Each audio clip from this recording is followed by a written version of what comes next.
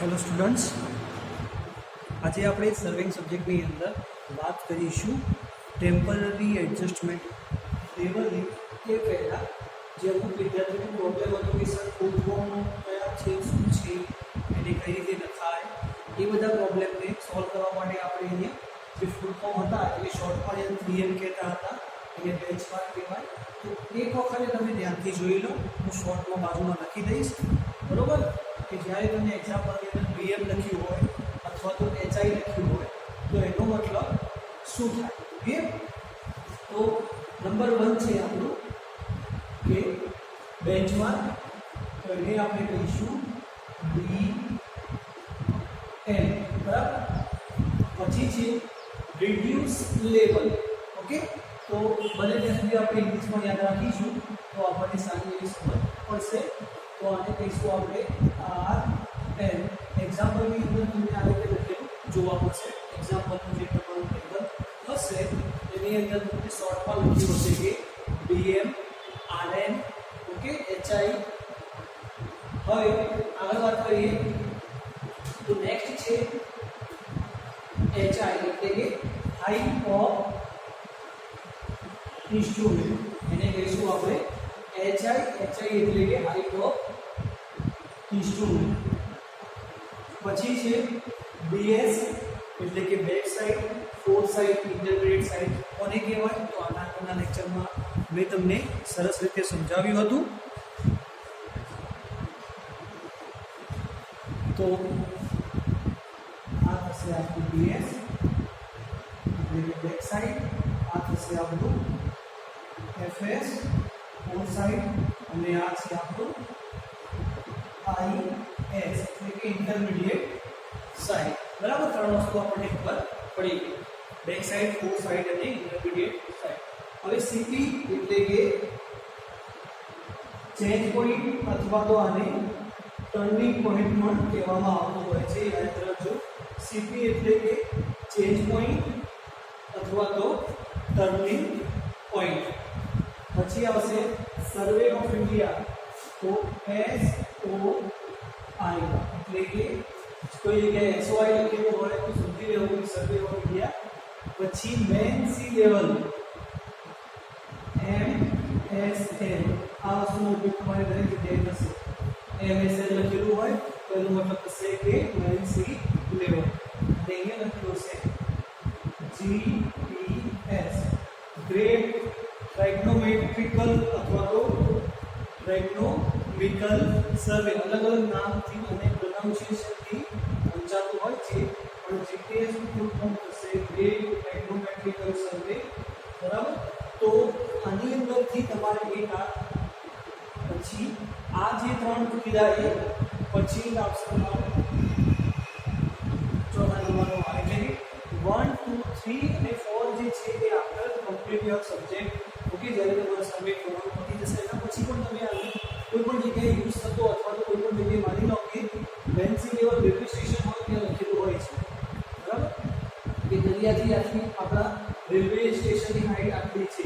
પછી RL પણ લખેલું હોય છે કોઈ જગ્યાએ પાણી જવા માટે શું હોય, બ્રિજ જેવું હોય તો એ જગ્યાએ બ્રિજની દિવાલ પર RL 1550 રીતે લખેલું હોય. તો ડેમ હોય ત્યાં પણ આપણને અલગ અલગ માપ જોવા મળે છે, બેન્સી લેવલ એ બધા. તો એક વખતે જોઈ લો કે કઈ વસ્તુ એટલે કયા નામને શું કહેવાય. પછી આપણે જોઈશું temporary adjustment of level.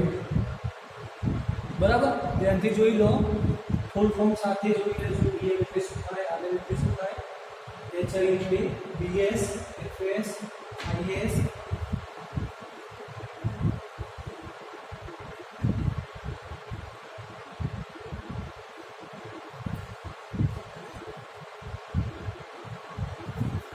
Okay, તો હવે આજનો ક્વેશ્ચન છે એમાં એડ થશે. ભલે આગળ મેં આપી દીધું છે પણ આ તમારે રિપીટ કરીને મને ફરીથી મોકલવાનું રહેશે. ક્વેશ્ચન નંબર 1 આજનો.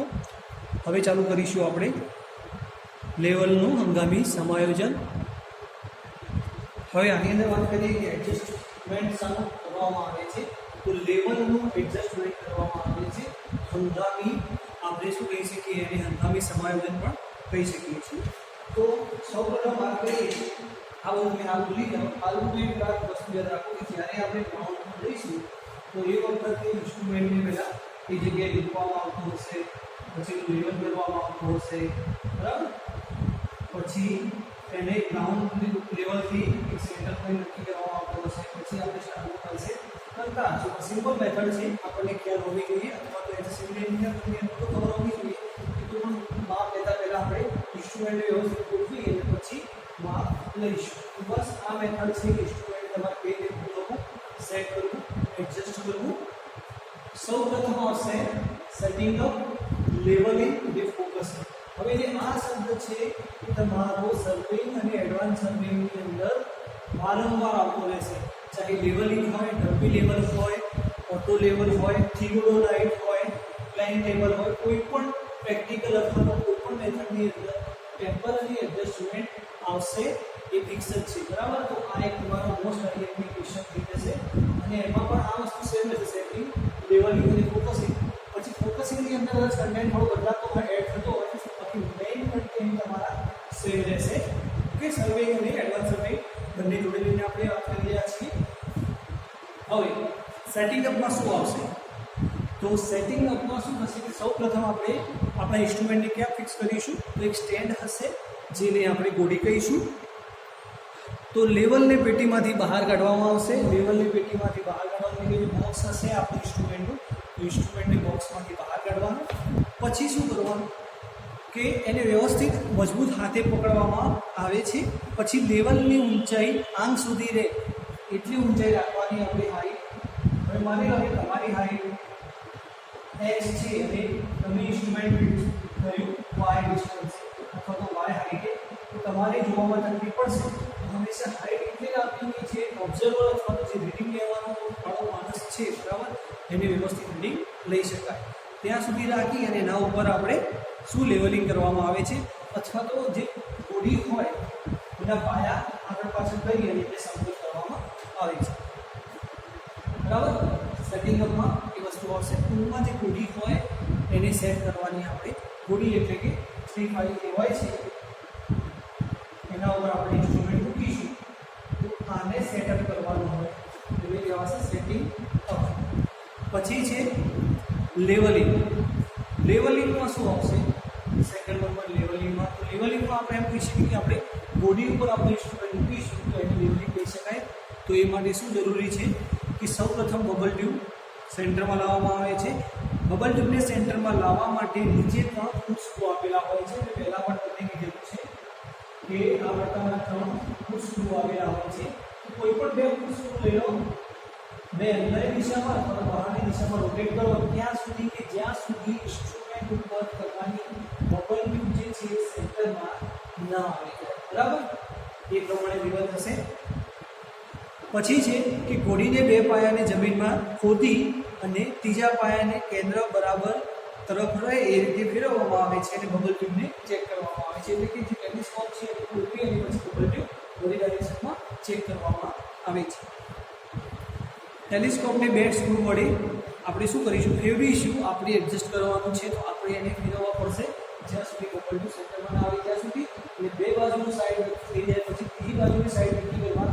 માની લો કે 2 બાજુ છે તમારી, બરાબર, એને અંદરની દિશામાં ફેરવી અને બબલ ટ્યુબને સેન્ટરમાં લાવી દીધી. ત્રીજી બાજુ માટે શું કરવાનું કે તમારો જે ટેલિસ્કોપ છે એટલે કે બબલ ટ્યુબ હશે એને આ રીતે રાખવાની અને પછી આને આ તો અંદરની દિશામાં આ તો બહારની દિશામાં ફેરવી બબલ ટ્યુબ સેન્ટરમાં લાવવાની હોય છે. ક્લિયર? હવે જે બબલ ટ્યુબ સેન્ટરમાં લાવવાની હોય છે એના માટે આપણે ફિગર જોઈશું. તો 3 ફૂટ સ્ક્રૂ આપેલા હોય છે.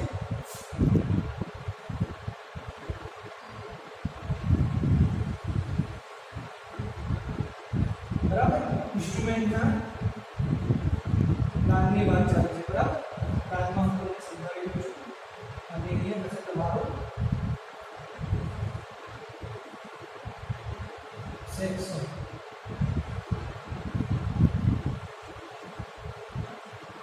આ અપર પ્લેટ, લોઅર પ્લેટ, એ તમને પહેલા આપણે પહેલા સમજ્યા છે. હવે અહીંયા 3 ફૂટ સ્ક્રૂ આપેલા છે. આપણે એલિવેશનમાં જોઈશું તો આપણને આ રીતે જોવા મળશે. પ્લાનમાં જોઈશું આ રીતે જોવા મળશે. તો 3 ફૂટ સ્ક્રૂ છે, એના ઉપર ઇન્સ્ટ્રુમેન્ટ છે. ઇન્સ્ટ્રુમેન્ટમાં બબલ ટ્યુબ છે. માની લો કે આ છે આપણી બબલ ટ્યુબ.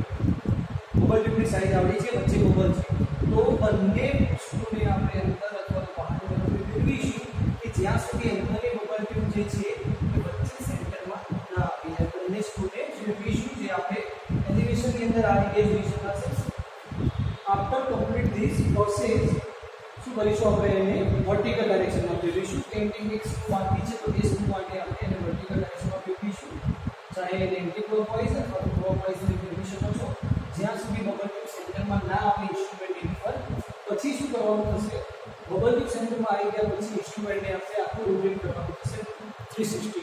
બરાબર. કોઈ પણ દિશામાં જો બબલ ટ્યુબ તમારી છૂટી રહી હોય, એટલે કે બબલ ટ્યુબ તમારી સેન્ટરમાં આવે છે કે સાઈડમાં હોય, તો ત્યાં પછી આપણે એને લેવલિંગ કરવામાં આવે છે. અધરવાઇઝ તમે અહીંયા બે સેટ કરશો અને થર્ડ નંબર આ સેટ કરશો તો ઓટોમેટિક તમારી બબલ ટ્યુબ જે છે એ સેન્ટરમાં આવી જશે. બરાબર. આ વાત થઈ 3 ફૂટ સ્ક્રૂની. પણ જ્યારે 4 ફૂટ સ્ક્રૂ હોય ત્યારે શું કરવાનું, બરાબર. 3 હોય તો બે આ રીતે અને થર્ડ નંબર આ રીતે રાખીશું. પણ ફોર્થ હોય તો શું કરવાનું, તો 4 ઓટોમેટિક આપેલા ફૂટ સ્ક્રૂ આપેલા છે આપણને. તો એ વખતે ઇન્ડિવિજ્યુઅલ આપણે સેટ કરવાનું થશે. કઈ રીતે કે દરેક ફૂટ સ્ક્રૂ છે તો એની પાસે આપણે પકડ્યું શરૂઆતમાં અહીંયા સેન્ટરમાં, પછી અહીંયા, પછી અહીંયા, પછી અહીંયા દરેક પોઈન્ટ ઉપર આપણે ઓવરટ્યુબ સેટ કરવાની રહેશે. બરાબર. હવે આપણે વાત કરીશું ફોકસિંગ. ફોકસિંગની અંદર છે આપણે એક છે નાભિયન એટલે કે ફોકસિંગ. તો એમાં આવશે પેરેલેક્સ,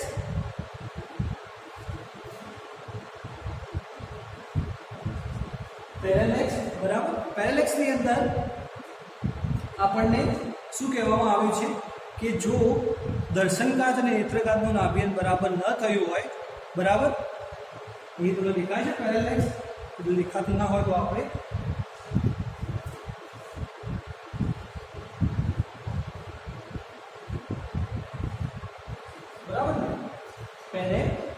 પેરેલેક્સને ગુજરાતીમાં તો શું કહીશું આપણે, દ્રષ્ટિભેદ. તો પેરેલેક્સ એટલે શું થશે કે ટેલિસ્કોપ જે છે એને બે બાજુ હોય છે, એક છે આઈપીસ, એક છે ઓબ્જેક્ટ બેન્ડ. બરાબર.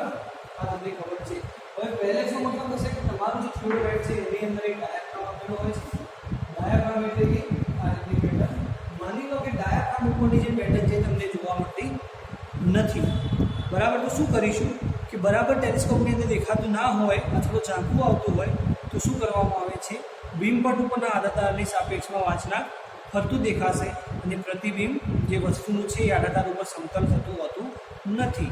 તો એને સેટ કરવામાં આવે છે, એને કહીશું આપણે પેરેલેક્સ. પેરેલેક્સમાં શું કરીશું, માની લો કે ટેલિસ્કોપ છે તો એને શું કરીશું, સનલાઇટ અથવા તો સ્કાય તરફ અપ કરીશું, ઉપર વ્હાઇટ કાગળ મૂકીશું. વ્હાઇટ કાગળ મૂક્યા પછી શું થશે કે નોર્મલી તમને આની અંદરથી ક્રોસ હેર દેખાતા નથી, તો ઝાંખા દેખાય છે, પરંતુ વ્હાઇટ કાગળ ઉપર તમને વ્યવસ્થિત દેખાશે. પછી એને શું કરવાનું, કોઈ પણ જગ્યાએ બાયસેક્ટ કરવાનું ત્યાં આપણે બાયસેક્ટ કરી શકશું. બરાબર. તો આ એક મેઇન વસ્તુ છે દ્રષ્ટિભેદ. જે આપણે બાયસેક્ટ કરીશું એને કહેવાશે ફોકસિંગ ઓફ આઈપીસ. બરાબર. Focusing of eyepiece. મેં તમને કીધું કે આકાશ તરફ આપણે જોઈ અને એનું સેટિંગ કરી અને પછી શું કરીશું, ત્યાં બાયસેક્ટ કરીશું. એ થશે ફોકસિંગ ઓફ આઈપીસ. અને આની અંદર છે ફોકસિંગ ઓફ ઓબ્જેક્ટ ગ્લાસ. બરાબર. ઓબ્જેક્ટ ગ્લાસ અથવા તો ઓબ્જેક્ટ વેન પણ કહી શકાશે, અથવા તો ઓબ્જેક્ટિવ પણ કહી શકાશે. તો આપણે શું કર્યું, આ બાજુ ફોકસિંગ કર્યું, અહીંયા સ્ક્રૂ છે. હવે ઓબ્જેક્ટને ફોકસ કરવા માટે એ વધારાનો સ્ક્રૂ આપેલો છે. વધારો એટલા માટે, આમ તો વધારો ના કહી શકાય, કેમ કે એક સ્ક્રૂ અહીંયા અને એક સ્ક્રૂ અહીંયા, બે સ્ક્રૂ આપણો આ રહેશે. તો એના વડે આપણે ઝૂમ આઉટ અને ઝૂમ ઇન કરી શકીશું. માની લો કે દૂરની વસ્તુ થોડી નજીક જોઈ છે તો આપણે આનો ઉપયોગ કરી શકીશું. તો આની અંદર ટેલિસ્કોપથી થોડું દૂર કલેક્શન દંડ ઊભો રાખવામાં આવે છે, એટલે કે લેવલિંગ સ્ટાફ આપણે દૂર ઊભો રાખવામાં આવે છે.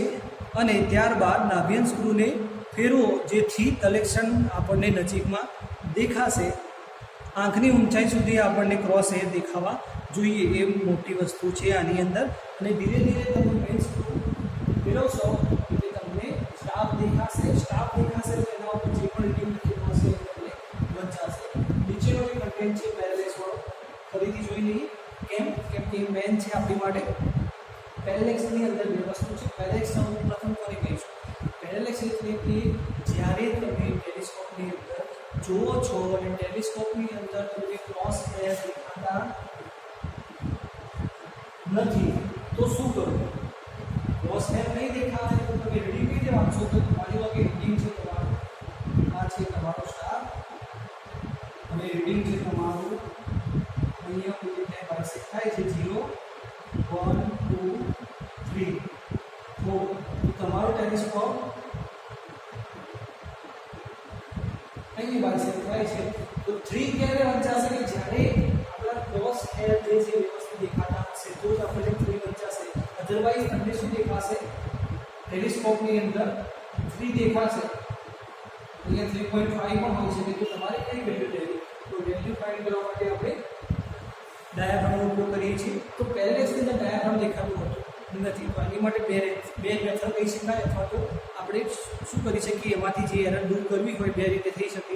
એક છે ફોકસિંગ ઓફ આઈપીસ, સેકન્ડ છે ફોકસિંગ ઓફ ઓબ્જેક્ટિવ. બરાબર? ફોકસિંગ ઓફ આઈપીસ એટલે શું? Telescope position. માની લો કે આ ટેલિસ્કોપ છે, આ છે તમારી આઈપીસ, આ છે તમારું ઓબ્જેક્ટ વેલ. બરાબર? આઈપીસ છે ત્યાં તમને સ્ક્રૂ આપેલો છે આઈપીસના ઉપર, જેને ફેરવવાથી ડાયાગ્રામ જે છે બ્લર થશે અથવા ડાર્ક થશે. ક્લિયર? હવે સામેની વસ્તુ દેખાતી નથી તો તમારે ટેલિસ્કોપને ટિલ્ટ કરવાનું છે. બરાબર? ઇન્ક્લાઇન કરશો આપણે સ્કાય તરફ આ રીતે ઇન્ક્લાઇન કરશો, પછી એના પર એક વ્હાઇટ કાગળ રાખશો એટલે અંદરના જે ક્રોસ હેર જે છે એ આપણે સેટ કરી શકશું કે કઈ જગ્યાએ ડાર્ક થાય છે અને કઈ જગ્યાએ બ્લર થશે. જે જગ્યાએ ડાર્ક થશે એ જગ્યાએ આપણે એને ફિક્સ કરીશું. બરાબર? તો એ મેથડ એટલે કે એ જે વસ્તુ આપણે કરી એ પ્રોસેસને આપણે કહીશું ફોકસિંગ ઓફ આઈપીસ. બરાબર? ફોકસિંગ ઓફ ઓબ્જેક્ટ અથવા તો ઓબ્જેક્ટિવની અંદર શું થશે કે બીજો નિયમ સ્ક્રૂ આપેલો છે એ સ્ક્રૂની મદદથી શું થશે કે સામે જે સ્ટાફ છે એ આપણને દેખાતો નથી. અધરવાઇઝ સ્ટાફ પણ દેખાય છે પણ રીડિંગ દેખાતા નથી. તો આ સ્ક્રૂનો ઉપયોગ કરવાથી સામેની જે વસ્તુ છે એને ક્લિયર દેખી શકાશે. બરાબર? ક્લિયર દેખીશું તો એને કહેવાશે આપણે ફોકસિંગ ઓફ ઓબ્જેક્ટિવ. બરાબર? ટૂંકમાં જે ફોકસિંગ ઓફ ઓબ્જેક્ટિવ જે છે બરાબર એ છે તમારું બાયનોક્યુલર. બાયનોક્યુલરની અંદર શું છે કે આપણે એને રોટેટ કરીશું તો ઝૂમ આઉટ અને ઝૂમ ઇનની પ્રોસેસ થતી હોય છે. બરાબર? જે આજનું લેક્ચર છે એની અંદર આપણે એ સુધી રાખીશું. બીજો ક્વેશ્ચન થશે તમારો ટેમ્પરરી એડજસ્ટમેન્ટ ઓફ લેવલ. એની અંદર તમારે શોર્ટમાં લખવાનું છે સેટિંગ, લેવલિંગ અને ફોકસિંગ કોને કહેવાય શોર્ટમાં એકદમ. બરાબર? 3 લાઇનમાં 2-3 લાઇનમાં લખશો તો વાંધો નહીં, પરંતુ એક વખત ફરીથી આપણે રિવિઝન કરી લઈશું. કે સૌપ્રથમ આપણે જોયું હતું કે સૌપ્રથમ આપણે વાત કરી હતી કે શોર્ટ નેમ જે બીએમ હતું, આરએલ હતું. બરાબર? એ શોર્ટ નેમની વાત કરી હતી. એચઆઈ જે હું ફરીથી તમને કહી દઉં છું, બોર્ડમાં આપણે ઇંગ્લિશ કરી નાખ્યું છે, પરંતુ થશે BM, RL, HI, BS, FS, IS, CP, SOI, MSL અને જીટીએસ. બરાબર? સેકન્ડ જે છે એ છે કે ટેમ્પરરી એડજસ્ટમેન્ટ ઓફ લેવલ અથવા તો લેવલિંગ. મેઇન વસ્તુ આપણી માટે આરએસ છે, કેમ કે દરેક વખતે તમને આ ક્વેશ્ચન પૂછાતો હોય છે. બરાબર? એની અંદર સેટિંગ અપ, લેવલિંગ અને ફોકસિંગ હોય છે દરેક વખતે. ઇન્સ્ટ્રુમેન્ટ ચાહે તમે કોઈ પણ નાખી દો એની અંદર. સેટિંગ અપની અંદર થોડી ઘણી મેથડ કદાચ બદલાતી હોય, લેવલિંગની અંદર, ફોકસિંગની અંદર. બાકીનો જે મેઇન કન્ટેન્ટ છે એ તમારો બદલાતો નથી. એટલે કે તમને એ જોવા મળી રહ્યું છે. આ 3 વસ્તુ તમારી ફિક્સ રહેશે. બરાબર? તો સેટિંગની અંદર શું હતું કે સૌપ્રથમ આપણે ગોળી મૂકવી, એના ઉપર ઇન્સ્ટ્રુમેન્ટ મૂકવું, લેવલમાં લાવવું. બરાબર? અથવા તો જે સ્ટેન્ડ છે એને જમીનમાં વ્યવસ્થિત એન્ડ કરવું. ક્લિયર? પછી સેકન્ડ છે લેવલિંગ. લેવલિંગની અંદર લેવલ કરવાનું હોય. હવે લેવલ કોનું કરવાનું હોય? તો ગ્રાઉન્ડ લેવલથી ઇન્સ્ટ્રુમેન્ટનું લેવલ કરવાનું. માની લો કે ગ્રાઉન્ડ તમારું સમતલ છે અથવા તો અન્ડ્યુલેટિંગ છે, તો એની કમ્પેરમાં તમારે ઇન્સ્ટ્રુમેન્ટને લેવલમાં લાવવાનું થશે. એની માટે જે પ્રોસેસ કરીશું 3 ફૂટ સ્ક્રૂ હતા, બરાબર. તો એ માટે કઈ રીતે બબલ ટ્યુબ સેન્ટરમાં લાવવી, 4 હોય તો કઈ રીતે સેન્ટરમાં લાવી, એ આપણી બોર્ડની અંદર વ્યવસ્થિત જોયું, બરાબર. પછી વાત થઈ આપણી કે ફોકસિંગની અંદર બે વસ્તુ હતી. બે વસ્તુ વડે આપણે ફોકસિંગ કરી શકીએ. સૌપ્રથમ તો હતું પેરેલેક્સ. એટલે કે આપણે બાયસેક કરતા હોય ત્યારે ડાયાગ્રામમાં આપણને વ્યવસ્થિત દેખાતો હોતો નથી અથવા તો ઓબ્જેક્ટ નજીકમાં દેખાતો હોતો નથી. તો એ માટે શું કરી શકાય? તો એ માટે છે ફોકસિંગ ઓફ આઈપીસ. આઈપીસની અંદર આપણે શું કરવાનું કે કાગળ લેવાનો વ્હાઇટ અને ટેલિસ્કોપને આપણે આકાશ તરફ તકાઈ અને ઉપર એને કાગળ રાખી અને ડાયાગ્રામ ફિક્સ કરી શકીશું. બીજું છે કે ફોકસિંગ ઓફ ઓબ્જેક્ટમાં આપણે ઓબ્જેક્ટ તરફ ફોકસ કરીશું અને એના પરનું રીડિંગ લઈશું. ઓકે, તો આજના લેક્ચરમાં આપણે અહીં સુધી રાખીશું. Thank you.